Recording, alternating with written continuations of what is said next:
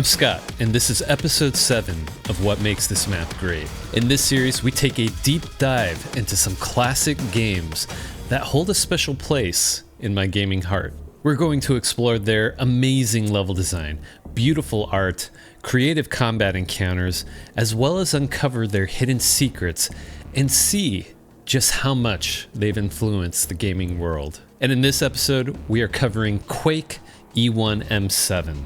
The House of Chthon.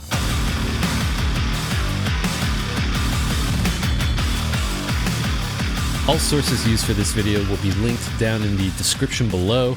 Like, sub, do all the YouTube stuff. It's greatly appreciated. Let's get into it. The House of Chthon is the 7th and final map for Episode 1, Dimension of the Doomed for Quake. We've got a special boss fight map experience created by legendary level designer American McGee. It has a large pool of lava, and it's surrounded by catwalks and short hallways with the Rune of Earth magic sitting oh so pleasantly on a balcony overlooking this lava pool. Just a cozy place, really. Until you pick up the rune, and then Chthon rises out of the lava, and he's pretty grumpy. The player is presented with a puzzle. Traditional weapon damage doesn't work against Chthon, so the player is forced to explore the environment to look for solutions, and they discover a mechanism that requires you to press buttons in a specific order and do it within a short period of time. This is one of the shortest levels in all of Quake, and the boss fight is simple in design, but in this case, simple is better, and it worked well for gaming back in the mid-90s. To give some context of this point of the player experience, they have traveled from a military tech base where mindless grunts guarded the slipgate, a machine capable of dimensional travel. The player steps through it and finds themselves in the Dimension of the Doomed, a realm that is a mixture of old haunted castles and dark underground caverns with monsters beyond our understanding. Let's not waste any more time. Let's dive right in. We arrive from the doors to Chthon into the actual House of Chthon. We are once again presented to another runic medieval map. An American McGee special at this point, to be honest, utilizing his dark metal texture set that really makes this place feel evil. Ahead of us, the hallway splits, but the one thing that really catches our eye is the Rune of Earth magic. It sits on a lowered balcony, floating and spinning above the floor within this massive pool of lava. Surrounding it are long hallways with giant archways, which makes me think of gladiatorial arenas.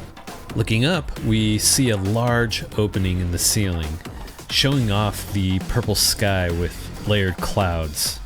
I know I say it in like every video, but this was cool tech back in the 90s.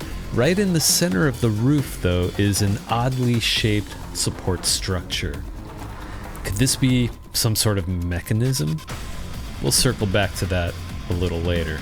Across from the room platform, we can see a small alcove gated off. Upon closer inspection, there is a red arrow pointing down with blood staining the walls. This must be the way to the exit, but we should grab the rune first. This giant space looks epic. Seasoned gamers can instantly tell this is a boss room, while those who are new to gaming, especially new to first-person shooters, well, they're in for a surprise. It's simple design, but that's what makes it great, and it helps give space to the combat encounter just ahead. I do have one little critique. I think that the alignment of the floor texture doesn't quite work for me. It should have been rotated like another 90 degrees to match the player's point of view from the start of this map.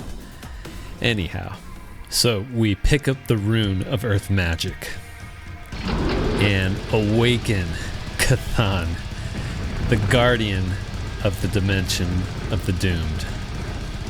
Chthon is massive. We can only assume he is made of lava. Either that or he enjoys sleeping in lava pools.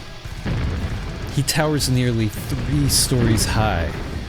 We can only imagine what his lower half looks like, though taking a little peek, we see that artists didn't model the lower half. For polygon efficiency or optimizations, I'd assume. Spikes line his abdomen with human-like arms that end in claw pinchers. And his head, while Chthon's horns resemble demonic horns, his face, it seems to resemble a vertical maw with sharp teeth, holding within embering lava. No eyes or nose. Just really disturbing. When you try and use your weapons against Chthon, you realize quickly that he doesn't take any damage. But his lava balls are highly explosive and they definitely damage you. Well, shit. This means a tactical retreat back to this hallway. And thankfully, this area is pretty safe for the most part. You've got a lot of cover options throughout the map. The center pillars, they do provide cover, but sometimes the splash damage of a lava ball could do some damage to you. So we make our way down one of these flanking hallways, and at the opposite end, we find another safe space, as well as a mega health pickup here. So the mega health tops us off quite nicely, but we can still hear Chthon just going crazy with those lava balls. We need to defeat Chthon, but how do we do it? Well, this elevator leads us to the top floor of this arena.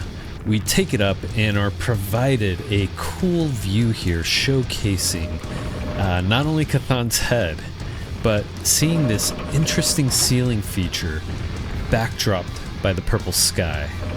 This view is intentional, framing it to give you a clue as to what you need to do. The walkway here is also sort of framed with stairs and trim, showing us a Q button on the floor. Curiously, we press it, and we see a giant lightning bolt shoot across the ceiling above Chthon. This is a clue. While we carefully dodge Chthon's attacks, we see there are narrow catwalks on both sides of this upper space. Each side has its own Q buttons. We pick a side and make a dash for it, all while dodging. Oh no. Let's try that again.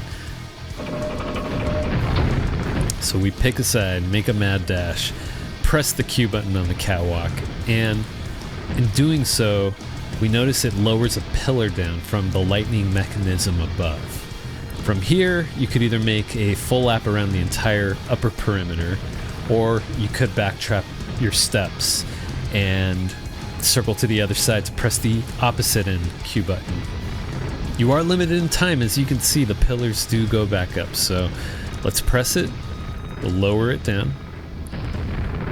If we try and press the center button at this point, nothing happens. So let's press the second button, we lower the second pillar, and then we activate the electrical shock, causing Chthon to do the electric dance.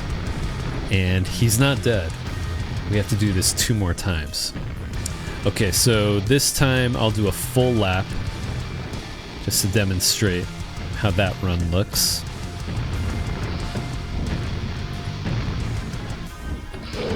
Woo! Dodge the lava motes. And this time I'll circle back just to demonstrate. Oh! That didn't work. Okay, let's try that again. So we'll do a full lap this time around.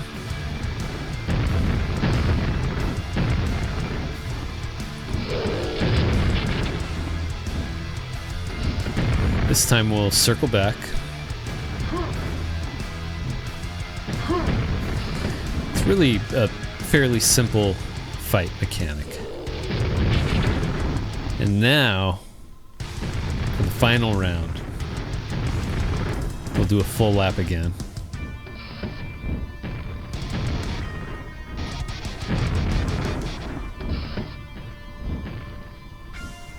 With the third shot of electricity, it courses through Chthon, shocking him to death as his giant lava form falls backwards into the pool, sending a big splash of lava particles into the air.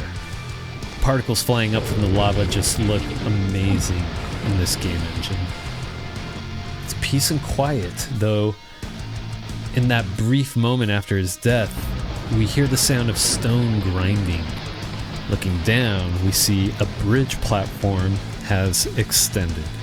The small alcove we spotted earlier across the pool of lava, well, the gate has lowered, giving us the only option to move forward. So we drop down and look at this oh so inviting tunnel with its blood streaks leading deep down. Oof, McGee, this is mean, man. If the player struggled in this fight against Chthon and didn't have enough health to survive this fall, well, you'd fall to your death with the exit just in sight at the bottom.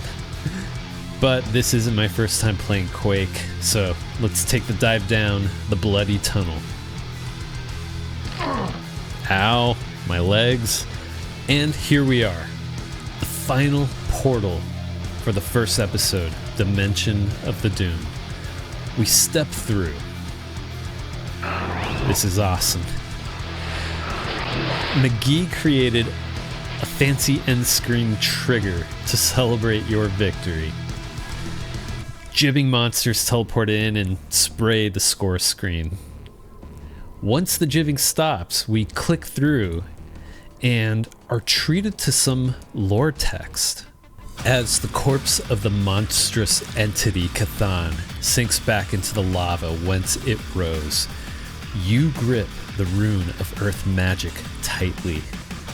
Now that you have conquered the dimension of the doomed, realm of earth magic, you are ready to complete your task. A rune of magic power lies at the end of each haunted land of Quake. Go forth, seek the totality of the 4 runes. With the rune of earth magic now, we are returned back to the introductory map of Quake.